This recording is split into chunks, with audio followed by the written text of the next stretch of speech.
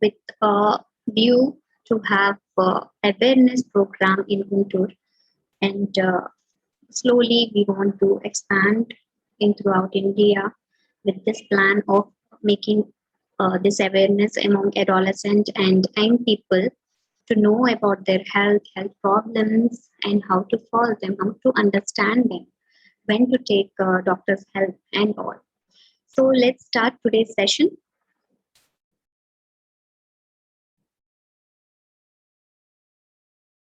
So on World Patient Safety Day, 17th September, theme is safe maternal and newborn care. So what it means? It refers to care which is rendered to both mother and baby after delivery.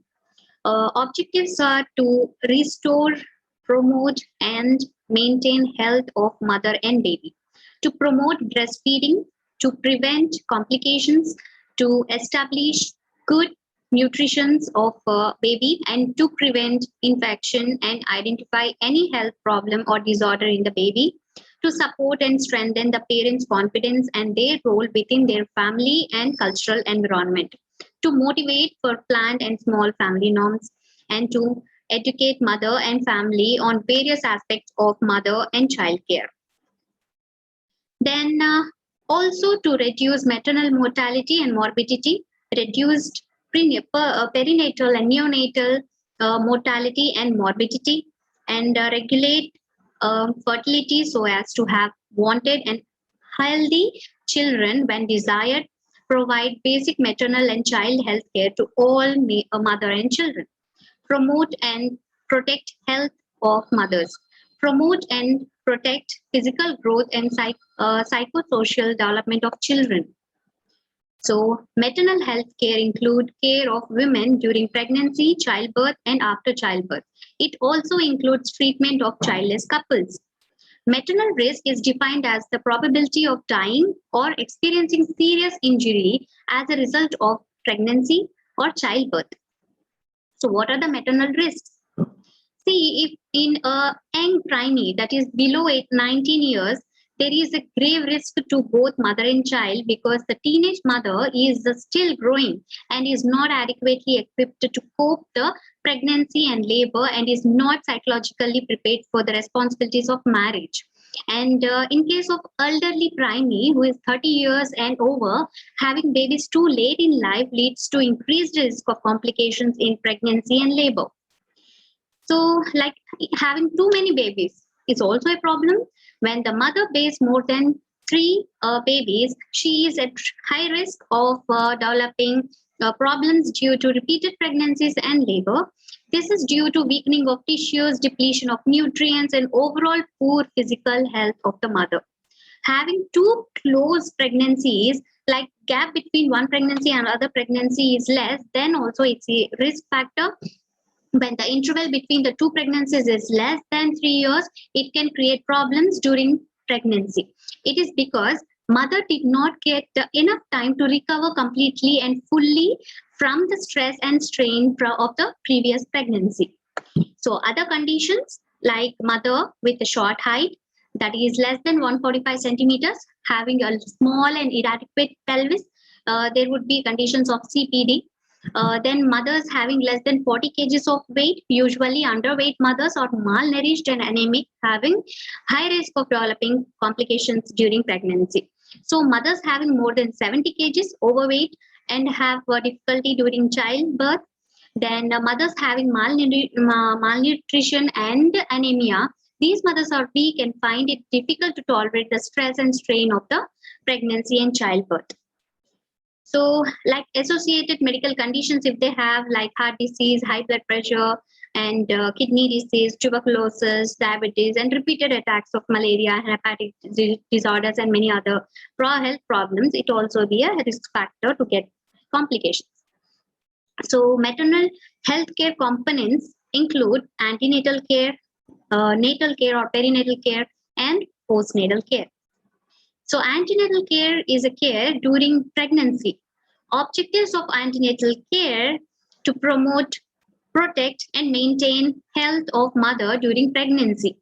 So, In here, we observe to ensure the birth of mature and healthy baby, to identify high-risk mothers and give them appropriate attention to prevent complications, to prepare the mother for confinement, and to prepare the mother to care for her baby.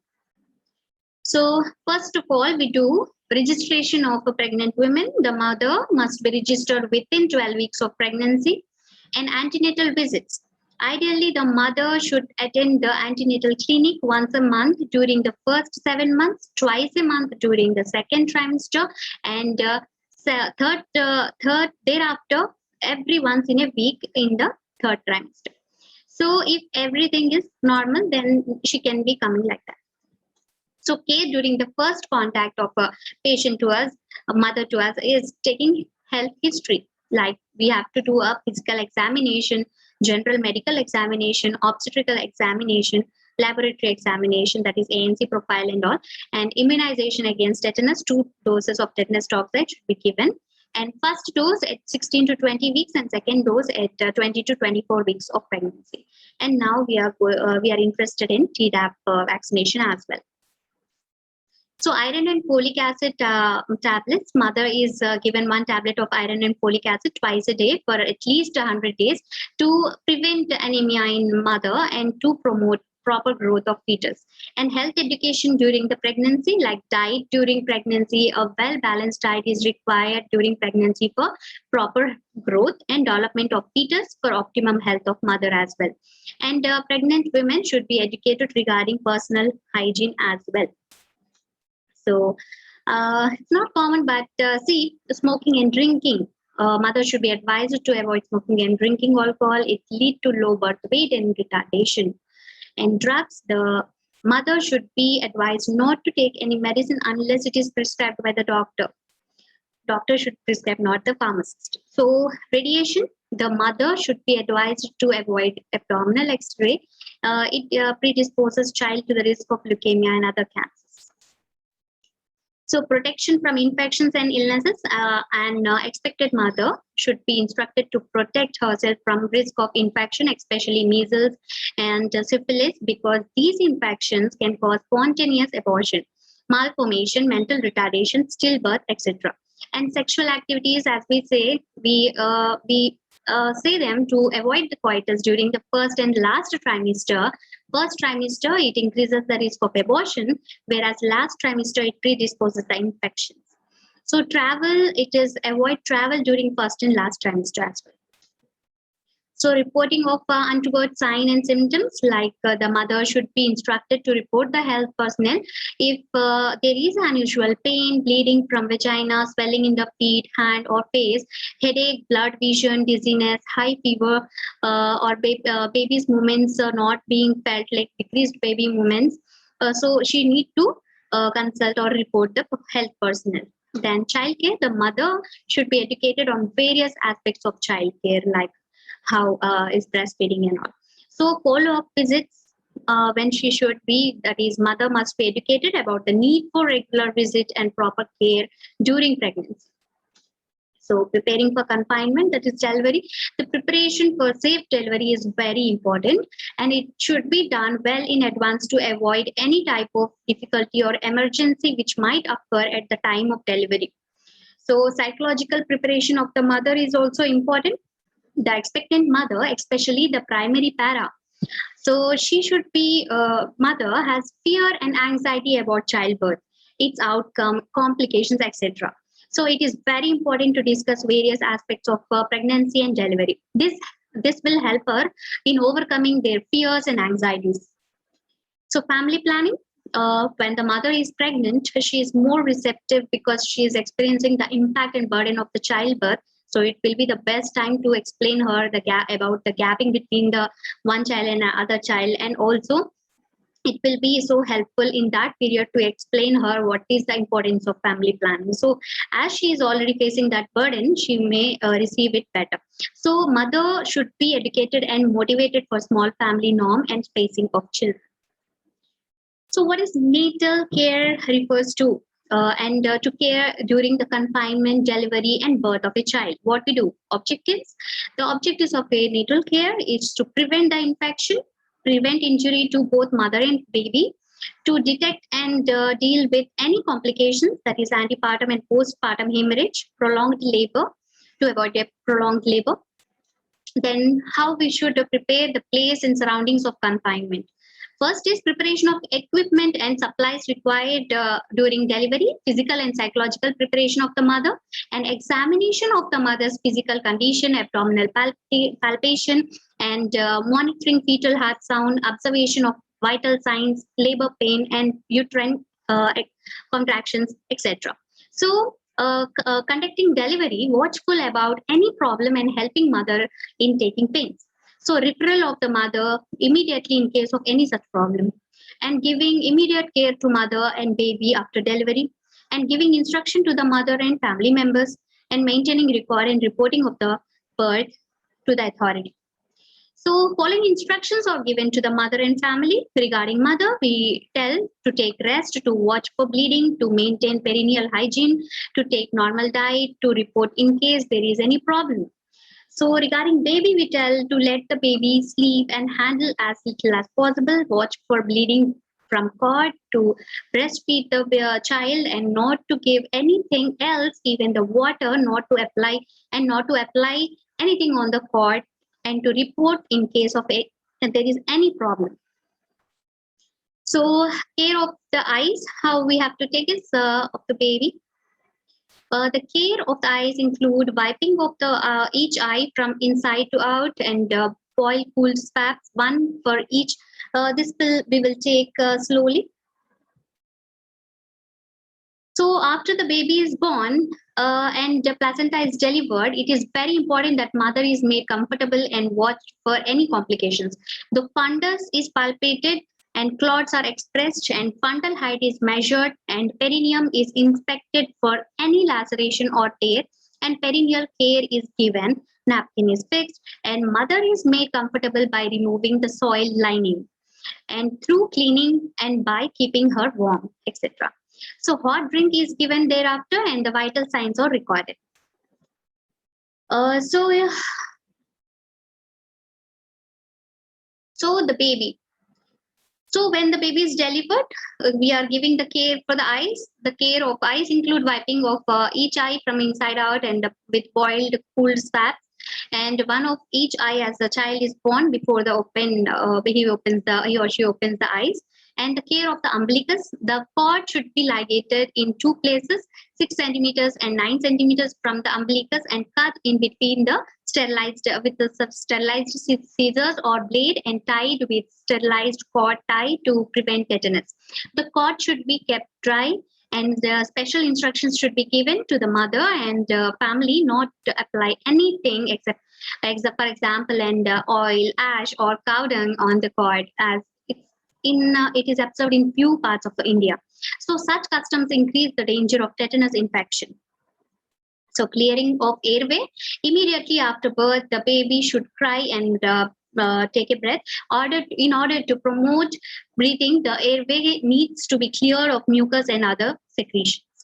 So maintenance of baby temperature, the newborn baby has the risk of hypothermia because of the immature heat regulating system, and the risk of hypothermia is greatly reduced if the newborn baby is immediately and carefully dried, and the towel or clean cloth wrapped in a clean he or she should be wrapped in a clean cloth and kept close to the mother for skin to skin contact, and breastfed as soon as possible, preferably within an hour of birth.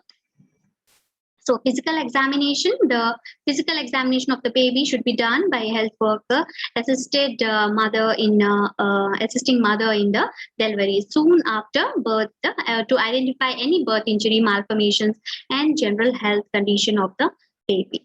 So nowadays, neonatologists and pediatricians are checking the baby and giving their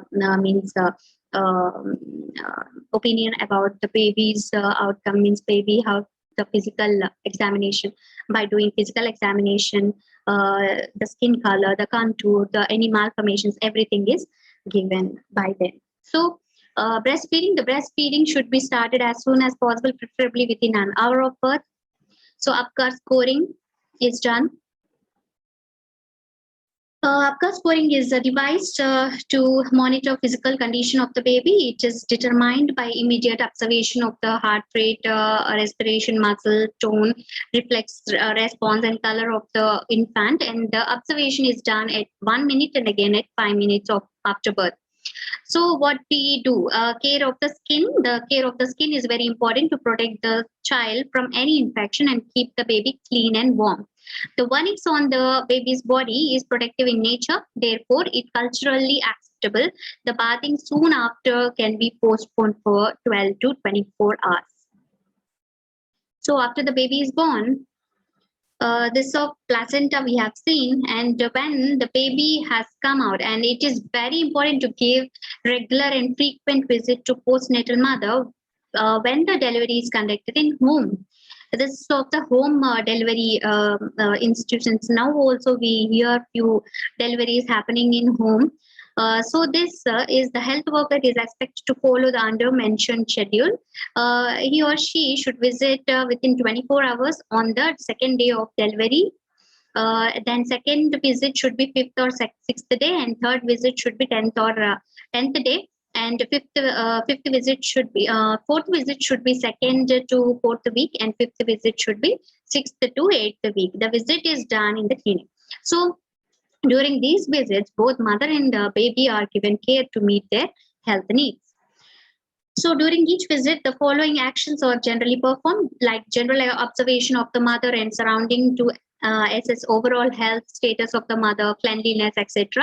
Then observation, temperature, pulse, and respiration, and examination of breast, involution of uterus, lochia, perineum for any kind of abnormality, and observation of any abnormality in the abdomen, like painful, like it is painful or hard abdomen, we have to watch. So during each visit, the following actions to be taken. It should be seen that the mother takes adequate nutritious diet and takes sufficient rest and sleep, keeps herself clean and protects from infection, and breastfeed her baby.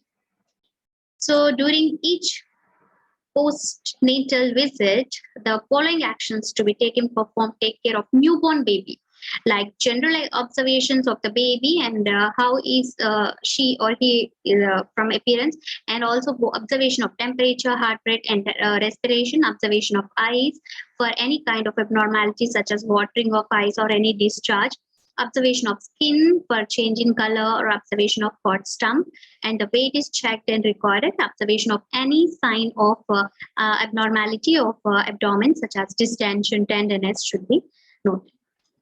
So it should be seen that the baby is adequately clothed, kept clean, breastfed on demand, and allowed to sleep and rest most of the time, and handled only when necessary. Not given bottle feeds, and mother should be inquired about any problem regarding baby.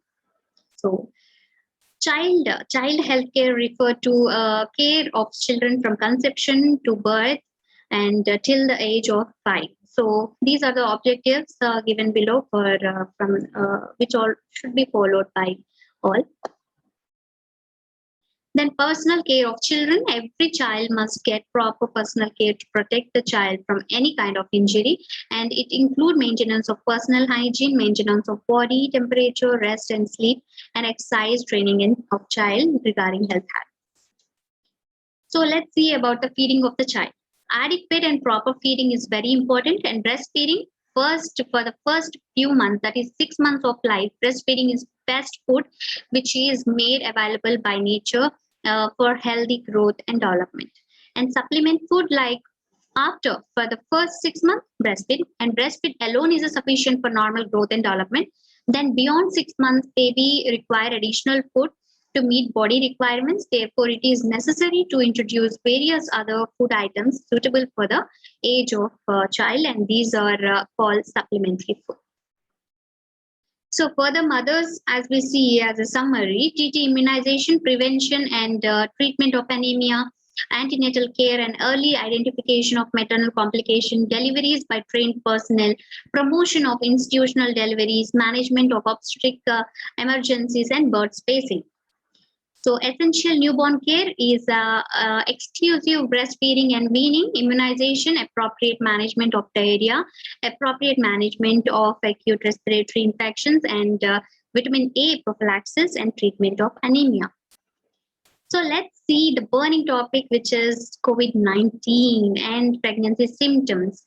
In COVID-19 infection, there is a cough, fever and chills, loss of smell and taste, diarrhea and chest pain. And in normal pregnancy, there is nausea and vomiting, abdominal cramping and bloating, tender and swollen breast, and frequent urination and heartburn. In both, some common symptoms are there. They are shortness of breath, fatigue, swelling of legs and face, and muscle pain, headache. So in SARS-CoV-2, here there is maternal hypoxia and inflammatory response, cytokine storm, and also there could be, due to increased viremia, there could be intrauterine transmission, which is not confirmed, but it is thought so with the experimental outcomes. So perinatal outcomes: increased risk of miscarriage, stillbirth, preterm labor, fetal growth restriction, and early onset of preeclampsia. Then long-term neonatal outcomes are neurosensorial developmental delay, which are observed in very less percentage of children. So assessment of severity, how we do in suspected cases in labor, that is majority only mild to moderate with cold or flu with cough, sore throat, and fever about 37.8 degrees centigrade are observed. Then certain cases with severe, with shortness of breath and pneumonia marked with hypoxia are seen. Then third stage, like immunocompromised and elderly pregnant women with fatigue, malaise, body aches, nausea, and diarrhea are seen. And finally, critically ill patients with tachypnea, that is more than 30 per minute, and hypoxia, SpO2 less than 93%, and imaging shows more than 50% of lung involvement. So we have to monitor maternal early warning signs. So how we have management of confirmed cases. So symptomatic COVID-19 positive pregnant women will have maternal early warning signs or criteria that should be followed. And after the monitoring and their lab test and all, they would have a checkup for their maternal early warning criteria. Then they will have a ICU admission according to their level of infection. So considered emergency cesarean section would be the seen in the term pregnancies or near-term pregnancies. We can plan for an emergency cesarean section. Then if there is acute organ failure, septic shock, then severe failure, then it should be none other than consider emergency cesarean delivery. So perinatal transmission, if we talk about COVID-19 and congenital infection, there is no evidence of vertical transmission as of now. Fetus unlikely to be exposed during pregnancy, and COVID-19 not detected in amniotic fluid, as UNICEF says. And WHO says no vertical transmission has been documented. Relatively few cases have been reported of infants confirmed with the COVID-19, but with mild illness. So here we see, is it safe for a mother to breastfeed if she is infected with coronavirus? So guidelines says, like FOXI, it says stable neonates exposed to COVID-19 infection from mothers or other relatives should be roomed in with their mothers and be exclusively breastfed. And NNF says direct breastfeeding can be given. Mother should wash hands frequently, including before breastfeeding, and wear masks. So what IAP says is, if needed due to neonatal condition, expressed breast milk may also be fed. So perinatal transmission, some more. CDC says the virus has not been detected in amniotic fluid, breast milk, or other maternal samples. So mother to child transmission during pregnancy is unlikely, but after birth is susceptible to person spread. So the American Academy of Pediatrics says Considerable uncertainty exists regarding the potential for vertical transmission, prenatal, congenital, or perinatal, from infected pregnant women to their newborns. Few small case series suggest that congenital and perinatal transmission to newborn from infected women may occur like infrequently. So newborn viral testing with samples should be collected of neonate that not mechanically ventilated or upper respiratory nasopharyngeal swab, and collection of oropharyngeal swabs is a lower priority, and if collected and should be combined in the same tube as a nasopharyngeal swab. Then mechanically ventilated newborns should be tracheal aspirate sample should be collected and tested as a lower respiratory tract specimen. So these are the recommendations of FOXI for newborn viral testing, that is which neonate should be tested. Like neonates born to mothers with COVID-19 infection within 14 days of delivery or up to 28 days after birth. Then, if they are symptomatic neonates exposed to close contacts with COVID-19 infection, they should be tested. When should the neonate be tested? It is if symptomatic specimens should be specimens should be collected as soon as possible, and if symptomatic and roomed in, test only if when mother's test comes positive. If mother is COVID-19 positive and baby initial sample is negative, another sample should be repeated after 48 hours.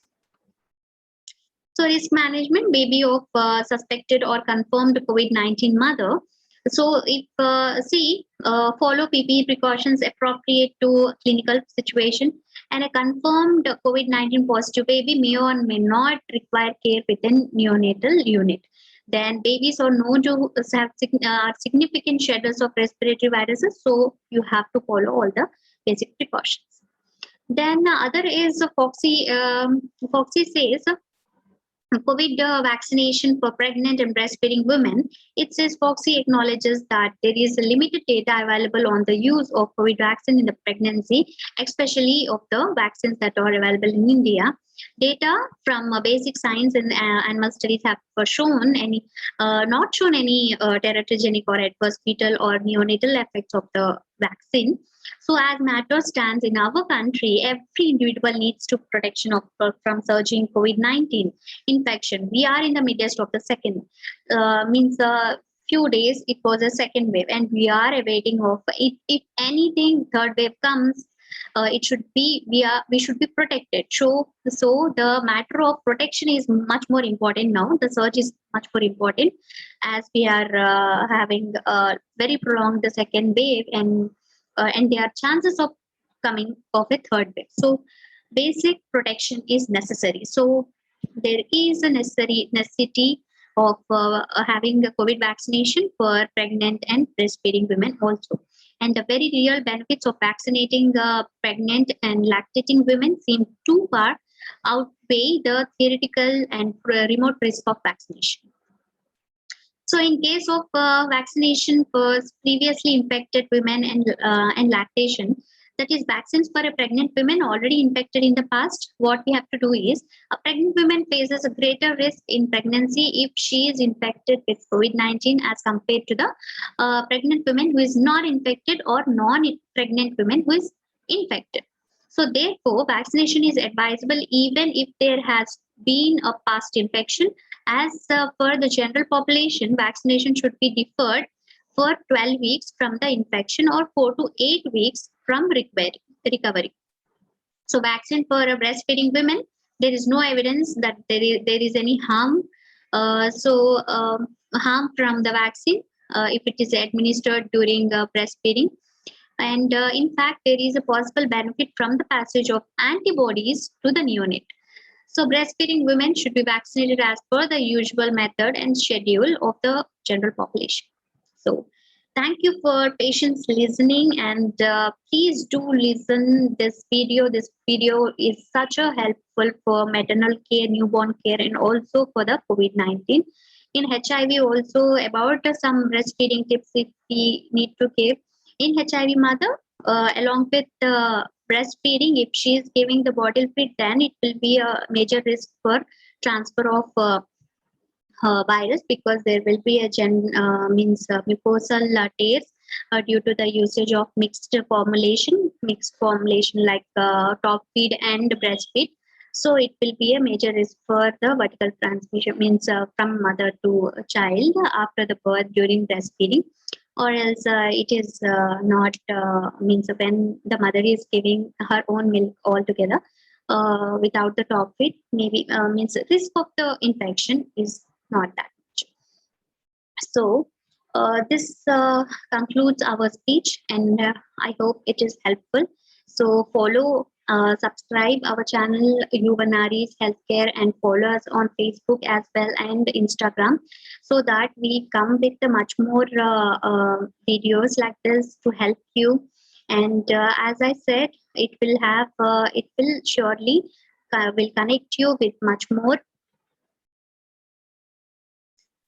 much more videos, and will help the people to know about their health conditions, especially adolescent and young people, young women. So our next webinar would be on October 11th on the topic 10 important points health related to the girl child. As it is the International Day of Girl Child, we will meet then again once. And it is our speaker would be Dr. Ritu Sakwani ma'am, and thanks to her for getting giving her approval for our invitation to give her lecture on in our platform, like that is Yuvanari's Healthcare. So thankful to her. So let us meet on October 11th again. Thank you.